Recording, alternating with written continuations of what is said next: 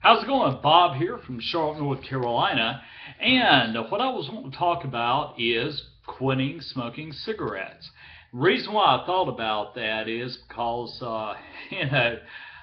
where I live at, we have about 70% of people that live here that smoke cigarettes. Now, there's a lot of denial, okay, that I did back when I smoked. All right? It's little things. Okay. One of those things is, well, I got to die of something, right? So sure, let's keep on smoking that cigarette then, right? Because we know we're going to die. Why not die smoking, right? Okay. Other things. Oh man, I got a bad cold. And of course, your cold lasts about a month to 6 weeks because you smoke cigarettes, right? I smoke because it relieves my stress.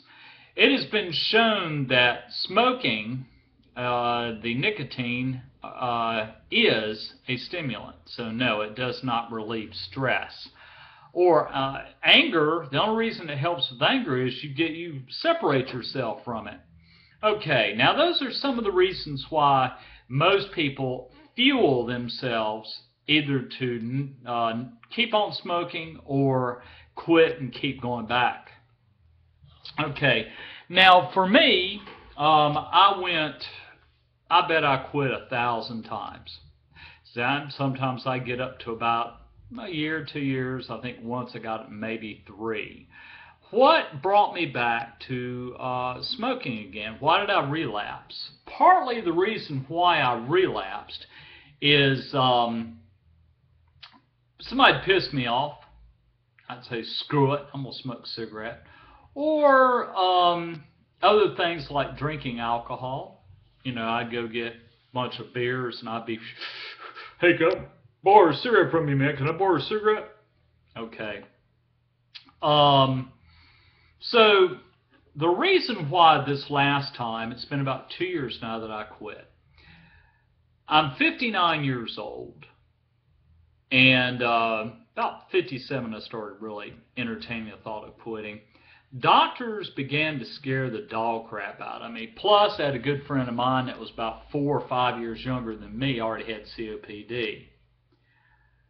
And then another friend of mine who was an alcoholic also died of some liver cancer, but also had lung cancer, and that was part of smoking and drinking. So, the thing is, breaking through denial is when I found that I'd walk up a flight of steps, and by the time I get up it, I'd be trying to catch my breath. Another time, it was a nice, crisp winter morning. I hopped on my bicycle to ride up to the bus stop, and they have a bike rack to put on the bus. I got up a hill and really was having a tough time breathing. Now, keep in mind, guys, I live in Charlotte, North Carolina, so the temperatures doesn't get that cold. Okay, now, yeah, up north, if it gets down below 0, it might be hard to breathe in that. Anyway, I started gagging, spitting up crud, and I started thinking, this isn't good. Well, I had a lung x-ray, and of course from bouts of pneumonia I've had, mainly from smoking cigarettes. I had scarring of the lungs. Also, the doctor told me, he said, you have early warning signs of COPD. He said, and I would give you about maybe 2 or 3 years, you'll come down with emphysema. I was like, oh, shite, which is the word S-H-I-T, shite. I thought to myself, man, you got a beautiful daughter. You want to be able to walk her down the aisle when she gets married. You want to be there for her graduation from college, graduate degree, be able to see your grandchildren. I started thinking about those things. I thought, it's time for you to make peace with cigarettes. And so, what did I do? For me, the patch works really well. To you, maybe Chantix maybe Nicorette gum, possibly quitting cold turkey. Whichever attempt works for you, the first thing you got to do is write down the reasons why you want to quit smoking. If you don't find enough reasons to quit smoking, you might as well continue to smoke. After I broke denial, to be perfectly frank with you, I saw no benefits from smoking cigarettes. None. And I had 1,000 reasons to quit. My main reason is the fact that I stunk, and the next one was because of my lungs. It got to the point, it just didn't make sense to me anymore to be huffing down smoke into my lungs and coughing all the time and getting short-winded when I walk up a flight of steps. That didn't make sense to me. So I had to set a date of when I was going to, that was it, I wasn't going to smoke anymore. Well, I was going to do it on a January 1st, mainly because everybody else does it on January the 1st, and it's an easy day to remember, because I always, wanted to remember the day I quit. Don't ever forget that either, guys. Always remember the day you quit. So I called North Carolina Quit Assist program. It's a smoking cessation program, and you get a counselor and all that. Well, to be perfectly frank with you, my counselor got a little upset because I told him the only reason I was calling him so I could get free patches, simply because at that time I didn't have a whole lot of money. It's another reason why I needed to quit smoking, right? That makes sense. So what I did was, Quit Assist told me that they didn't do the free patches anymore. So I said, well, I really don't need you. And but to be frank with you, I was being a little bit poking my chest out thinking, hey, I can do this, do that.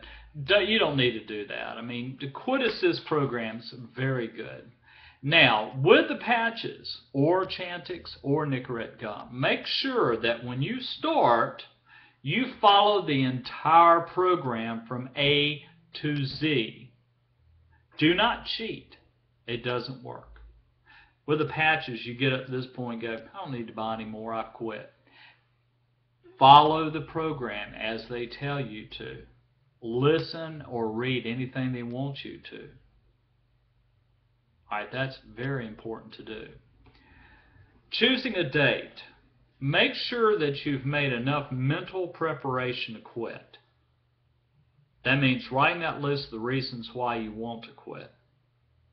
And then picking 2 of the biggest reasons that you can always remind yourself when you have that craving to want to pick up a cigarette.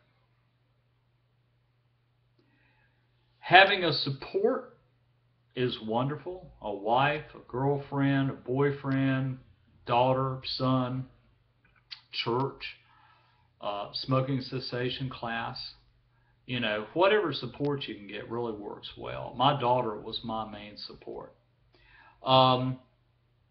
So after you've picked a date, what you need to do is all your cigarettes, all your lighters, all your ashtrays, deep six them. I mean deep six them. Put them in the trash container, wheel it out to the curb, or if you have a dumpster, throw it in the dumpster, period. All right?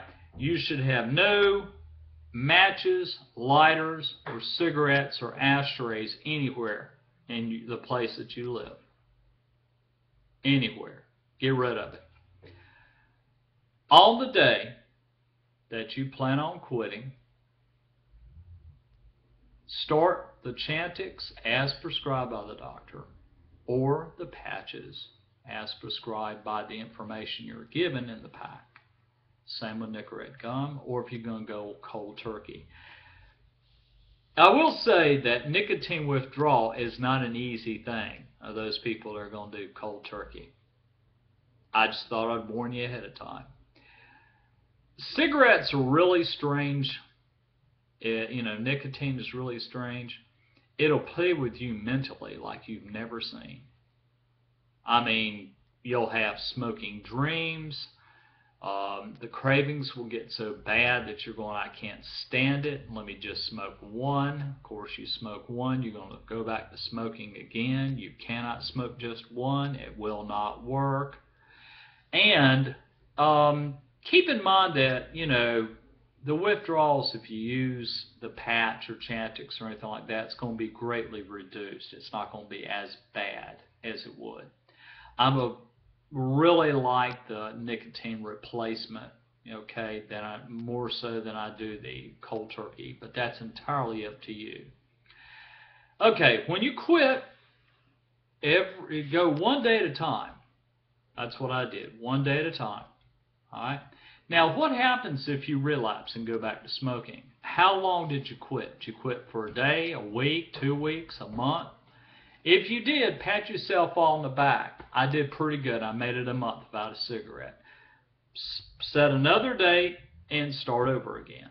It may take you 2 or 3 attempts, but you will quit. And that's what you need to get into your system is, I will quit.